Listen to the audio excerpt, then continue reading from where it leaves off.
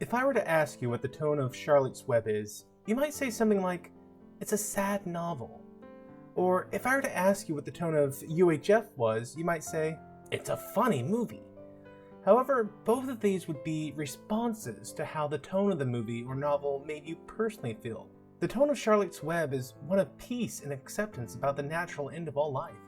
The tone of UHF is one of absurd hyperbole, where kids can win chances to drink from a fire hose. Huge department stores are dedicated solely to spatulas, and funeral homes have lackluster burial practices. A movie's tone will affect how you feel, but it's not the emotional response itself.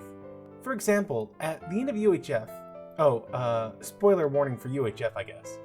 At the end of UHF, the bad guy, RJ Fletcher, ends up getting his station shut down due to a late filing with the FCC, and after a quick series of life-diminishing events, ends up weeping in the arms of a homeless man. Look, just roll with it. UHF is a great movie, but it defies explanation. Just go watch it for yourself.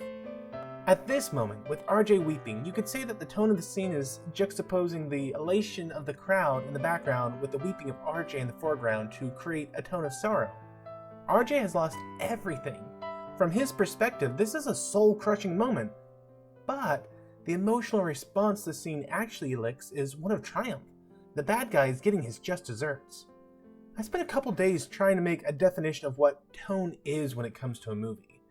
The best I was able to come up with is that tone for a scene is the amalgamation of all the elements in a scene that elicits an emotional response, and that tone for a movie is the overarching emotional response that each individual scene contributes to. Wow, that's a mouthful, but let's break it down with an example. Now, I was going to use a story here about how Alfred Hitchcock had initially created the movie The Birds with zero background music or ambient noise, and when he did a test reading, the audience allegedly thought they were watching a comedy, in order to emphasize the importance a score can have on creating the tone of a scene.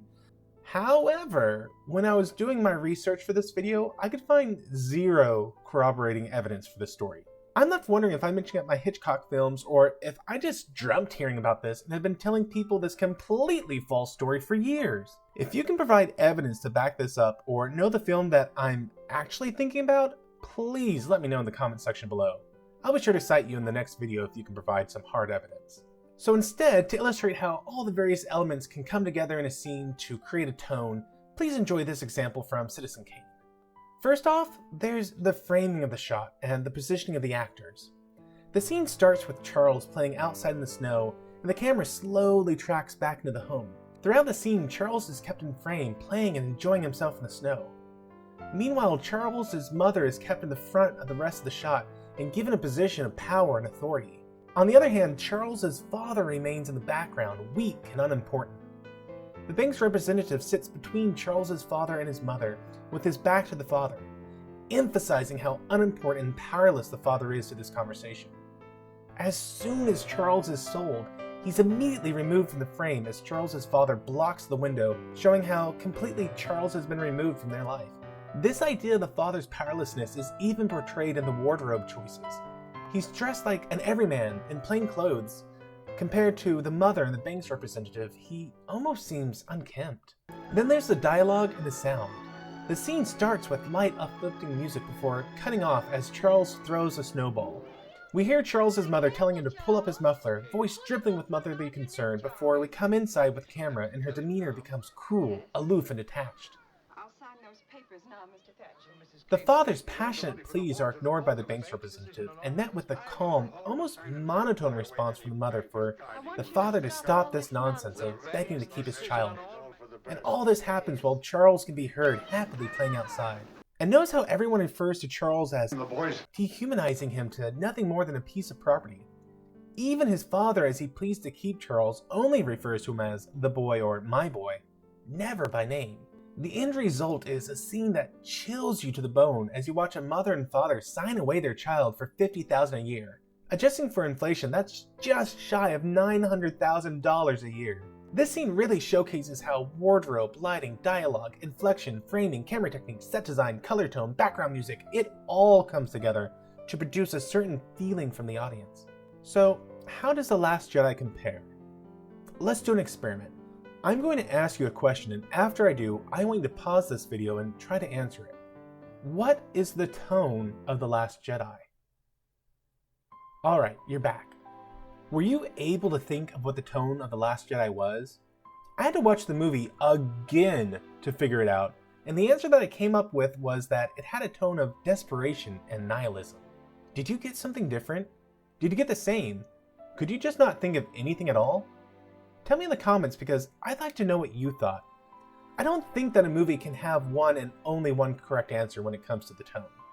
Now, I'd be interested in hearing what Rian Johnson wanted the tone to be, since a writer who is also the director should hold the reins firmly when it comes to what the tone of the film was. But I would also say that just because a director was going for a specific tone doesn't mean that's the tone that the movie successfully portrays. In fact, doing a quick DuckDuckGo search to see if Rian Johnson had anything to say about the tone of The Last Jedi turned up this little gem from WeGotThisCovered.com, where, yeah, Johnson stated that he was going for a darker but fun tone in The Last Jedi. If you look at the official trailer that's running on the page this story comes from, you can actually see that they were heavily leaning into this darker tone as well. We see Rey gasping during her training, Finn asleep in the med pod, lots of shots of the island of Ahch-To, explosions, Rin's broken mask, a declaration from Luke that it's time for the Jedi to end. It's dark, it's mysterious, it's exactly what Rian Johnson was saying that he was going for in terms of tone in The Last Jedi. My only complaint about the trailer really is that the music didn't feel very Star Wars-ish. And I won't be talking about the different feel of the music in The Last Jedi compared to any of the other movies in any of these videos. Beyond this moment, I suppose, right here. But if you do some searching, you can see that others have broken this down far better than I could ever hope to, and it's definitely a thing that subconsciously probably affected your opinion of this not feeling like a Star Wars movie. In fact, check the description in this video for a link, or this handy card I'll put up, for a fascinating look at reification of music in Star Wars by a YouTuber named Tentacurl? I hope I got your name right. Now, reification of music has nothing to do with Rey from Star Wars. That's just a humorous coincidence. But his videos are on music theory and design, so if that's your thing, he is well worth checking out. Anyways, where was I? Oh yeah, the tone of Star Wars. Going for a dark tone was a good idea for the second movie in the trilogy. More on that in a later video. The issue is Johnson fails to hold on to that tone in his film. Consider the opening scene from The Last Jedi. The First Order arrives, and we see the largest non-Death Star ship on screen yet. It has 2 massive guns and is called a fleet killer. The First Order is not messing around. They are here to destroy the Resistance and are forced to be Wait, never mind?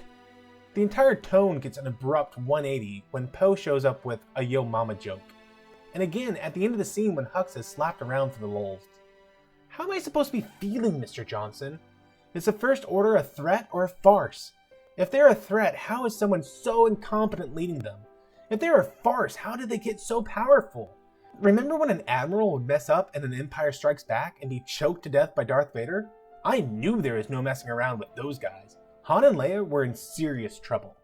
Even as Hux is bleeding and lets us know that the Resistance is far from safe, the scene immediately cuts away to Finn and his slapstick exiting of the healing bed. The seriousness of Finn asking where Rey is and the somberness of handing Luke his lightsaber is undercut with a joke. The sorrow of Luke asking what happened to Han is completely undercut with a hard cutaway from him to Rin in the turbo lift, followed by another abrupt tonal shift as we go from Rin losing his mind to a polar opposite tone as Luke looks bored out of his mind as Rey begs for him to help her. The somberness of Rey being determined to have Luke join her is undercut by Luke drinking milk fresh from the source. The seriousness of the Resistance being tracked through space is undercut with Finn not being able to feel his teeth. Look, I'm not going to go through all of these. On one of my viewings of The Last Jedi, I made some notes on tonal shifts, and I wrote down 25 unique moments before I just gave up, where the tone would make a weird jump for 10 seconds and then return to normal for the scene. What's worse is that most of these moments would also include this weird fourth wall breaking look between the characters. General Hux is being tooled? Let's have him look weirdly at another character to make sure we realize that this is a joke. Luke is getting milk from the sea cow? Let's have it give Rey a weird look, as if it was just another race of aliens like the Wookiees, and we should be clued in that this is when we should be laughing.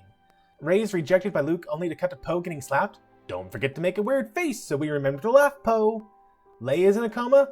Good thing I have Chewie around to make a face at the porgs, or else I would think this is a somber moment, not a funny one. Trying to figure out how to defeat a tracking device so we don't all die horribly? Let's make sure to have Maz make an allusion to sex while stroking the barrel of her blaster, and then have Rose and Finn give each other a funny look. Are you laughing yet? And this is for laughing and looking at the camera during every sketch you've ever been in. Who do you think you are, Carol Burnett? You think because she did it, it's okay for you? You haven't earned what she's earned, buddy. Okay. I apologize. As a rule, I try not to get worked up about these kind of things. But my goodness, this one riles me. Everyone makes pacing errors from time to time, but an experienced director, something Johnson is supposed to be, has no excuse for letting the tone go this completely out of control. And I'm not trying to argue for some kind of monotone movie, as that would also make for a hard movie to watch. I remember the first time I watched The Pursuit of Happiness starring Will Smith, and just being exhausted when the movie was over. It had a single tone to every scene that was relentless. I felt like I was punched in the kidneys for an hour and a half just to get 5 to 10 minutes of catharsis. And I'm not trying to say that humor has no place in an adventure or action movie either. Consider the movie Saving Private Ryan. They finally find Ryan, but instead of getting out before a major battle takes place, Private Ryan stays with his fellow soldiers. Our main cast decides to stay and help him, and as part of the plan they come up with, they're going to have to use their socks. One of them, at this point, glibly states, "This is good. Now we have to surrender our socks." And there's also the scene where Corporal Upham finally has the acronym FUBAR explained to him, or the scene when Private Ryan relates a risque story about his superior's wife. These are moments that are intended to be humorous in a movie surrounded by death and the horrors of war. Yet the jokes work because they match the tone of the scene. They underscore the tension of how everyone is feeling. Far from diminishing the seriousness of the situation, this juxtaposition of their humor against the backdrop of an impending battle lets me live in the moment with them. I've come with them on this journey. I was there when Vin Diesel died. I was there when they argued about the morality of killing the German soldier. And now, I'm right there with them, trying to keep from panicking and laughing the fear away. Johnson's humor throughout The Last Jedi, however, only served to undercut the seriousness of the moment. I was there with Luke when Han saved his life. I was there when everyone worked together to rescue Han. But instead of being allowed to have one single second to grieve with Luke over the loss of his best friend, we're cut to Ren in a turbolip. And yes, on one level, the transition makes sense because Luke asks where Han is, and then we're shown the one responsible for Han not being there. But the tone of the scene we cut to allows me no room to grieve with Luke, and when we come back to Luke, he appears completely unaffected by this news. At no point in The Last Jedi was any emotion given the appropriate time it needed to register with us. Well, I say no point. But I will give Johnson credit where it is due. There is one scene that is given the appropriate time to let us feel an emotion, and that is the Holdo maneuver. Not only are we given ample time as we see the extent of the destruction caused by the Holdo maneuver, but then we get to see the pain and anguish on Leia and Poe's faces. The fact that this is contrasted with the rejoicing of the Resistance members behind them. I like it muy macho. I wish we could have gotten more of this thematically consistent moments like this in The Last Jedi. Johnson even does a good job carrying the tension forward as the scene transitions back to Finn and Rose. But the good times end there, as the seriousness is once again undercut with BB-8's rescue, complete with a funny look and a glance at one another. Cue the laugh track. So what could Johnson have done differently? Let me not just sit here and complain about the movie. What was it that made the humor in, say, A New Hope, when C-3PO thought everyone had been crushed in the trash compactor, so different than BB-8 rescuing Finn and Rose? Well, I wish I could give such a neat and tidy advice as I did with the pacing video, but this one's a little more fluid. All I can do is give some general pointers. First, be aware of when you shift tone in your movie or novel or whatever. Giving your characters a moment to breathe is a good thing to do from time to time. Consider these words from one of the great directors of the past, Alfred Hitchcock. But I felt that after the small birds, les petits oiseaux, the gulls on the children, les mouettes sur les the enfants, man's eyes out, les yeux de l'homme and the qui crows, étaient sortis et les corbeaux, I felt we ought to give the audience a rest before we go on again. avant. And there are lots of laughs in Et there. là, il y a beaucoup de rires. the drunk and the Il y a le drogue. woman Et il y a ornithologist. surtout la femme ornithologue. And without that breath Et there, sans cette pause, the latter half might have been too la much partie for them. finale, This is the key difference between the BB-8 rescue scene and the end of the trash compactor scene. The issue is not that there's a tonal shift. The issue is not that people get a break from the high tension or whatever emotion you're feeling at the moment. It's about when the break happens. If Hitchcock had shown the eyeless man and then had a clown come into the room, squirt Lydia in the face with water from a flower, and then show the clown gunning down birds with an Uzi, what would you feel? I'd feel confused. It wouldn't make any sense. That's the essence of what Johnson does the entire movie long.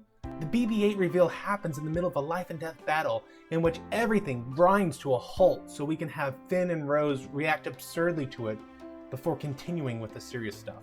Opposing tones can work tremendously well to enhance the overarching tone of the movie, but each time you shift tones, you need to give the new tone time to breathe, to develop and to end organically rather than slapping your audience from one extreme to the other in the span of a few seconds.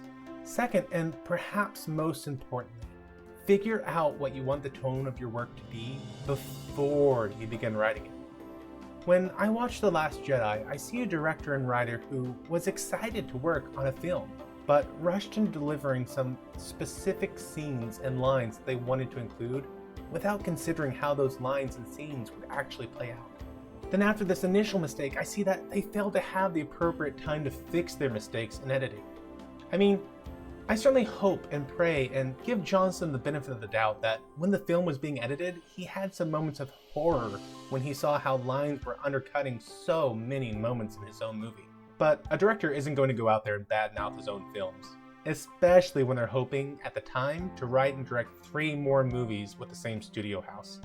Once the dust settles down, I'll be very interested to see if Johnson doesn't pull some knives out and start telling about what was going on behind the scenes on his set, the way that other directors who have gotten the axe from Lucasfilm have done. The Last Jedi's tone could have been fairly easily fixed. Any moment a character made a funny face only to turn and look at another character should have been cut and left on the floor. Not one of those jokes occurred at a good moment in the film, and only disrupted the flow and tone of The Last Jedi. Second, the tone of a scene should have been allowed to come to completion. Far too many scenes had the legs cut out from under them as Johnson rushed on to the next gag or the next set piece that was supposed to come. You don't get to fit everything in a movie that you want. Prioritize. Clean up where you're being sloppy.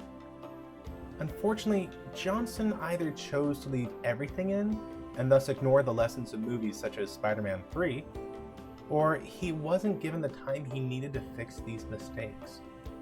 Either way, I hope that future directors learn from his mistakes, and instead of trying to make their audience feel every emotion in every scene, their film hits that perfect tone.